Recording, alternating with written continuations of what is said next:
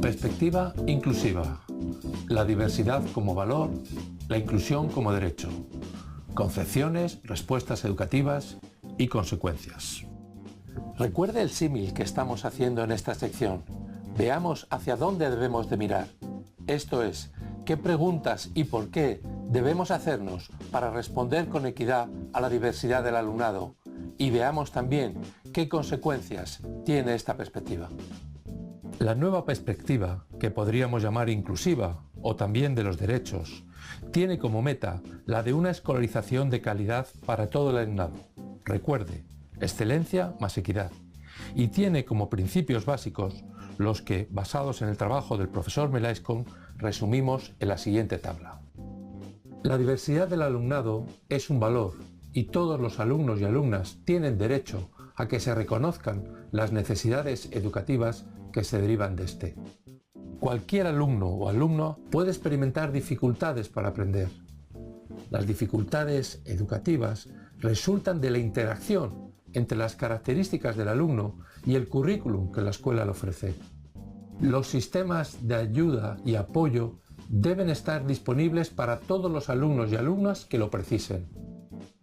Todo el profesorado debe asumir la responsabilidad del progreso de todos los alumnos, sin exclusiones. Deben garantizarse sistemas de apoyo y asesoramiento al profesorado para que éste pueda asumir sus responsabilidades con todo el alumnado. Y finalmente, la inclusión educativa se prepara, obviamente, en la inclusión escolar. ¿Qué concepciones subyacen a este modo de pensar? La acción educativa debe pensarse y diseñarse desde el principio, de forma que sea accesible y pertinente para todo el alumnado. La educación de todos los alumnos y alumnas es responsabilidad del profesor regular del aula. Desarrollar la capacidad para colaborar con otros profesionales y las familias es esencial en este proceso. Apoyar al profesorado con buena formación, asesoramiento, incentivos a la innovación, etc., tiene efectos más positivos y duraderos que dedicar recursos al apoyo individual al alumnado más vulnerable. La escuela ordinaria es el lugar privilegiado para combatir las actitudes discriminatorias y crear comunidades de acogida y reconocimiento de la diversidad. Entender la educación inclusiva como un derecho supone un cambio muy importante. Pasa de ser vista como un principio bien intencionado a ser analizada como un derecho. De ahí que en algunos círculos se denomine la perspectiva de los derechos. Esta perspectiva tiene un respaldo fundamental en la Convención de las Naciones Unidas sobre los Derechos de las Personas con Discapacidad, aprobada en el año 2006. Esta convención no establece nuevos derechos, sino que obliga a recordar que las personas con discapacidad tienen los mismos derechos que el resto de la población. También, por lo tanto, a una educación de calidad y por ello inclusiva. El artículo 24 de esa convención es claro.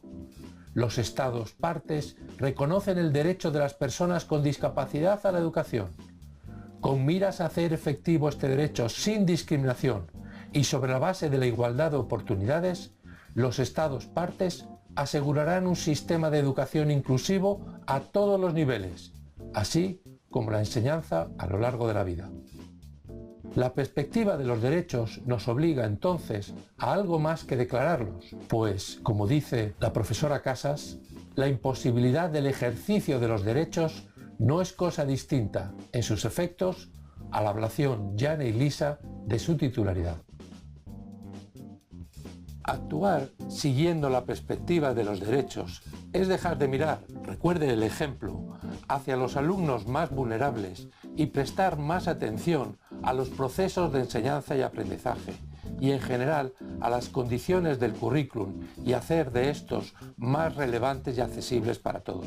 En esos antiguos procesos educativos, como en otros ámbitos de la vida, lo que nos encontramos es, entonces, con múltiples barreras que habremos de cambiar y transformar en facilitadores de la inclusión educativa o social. Otro elemento a considerar es que cuando no se respetan los derechos o no se aplican, estas situaciones son actos de discriminación y como tales tienen que encontrar el amparo de los jueces y en su defecto se pueden denunciar ante instancias jurídicas internacionales. Una reflexión muy importante. Los análisis sobre la necesidad y los cambios necesarios para avanzar hacia una educación más inclusiva tienen que ver con todo el alumnado, con cualquier alumno o alumna. Pero son los alumnos considerados con discapacidad y otras situaciones semejantes los que han sufrido las consecuencias de la perspectiva individual dominante. En este sentido, es de justicia que estén en la primera fila de nuestros análisis y reflexiones para ayudarnos a construir una educación con mayor equidad.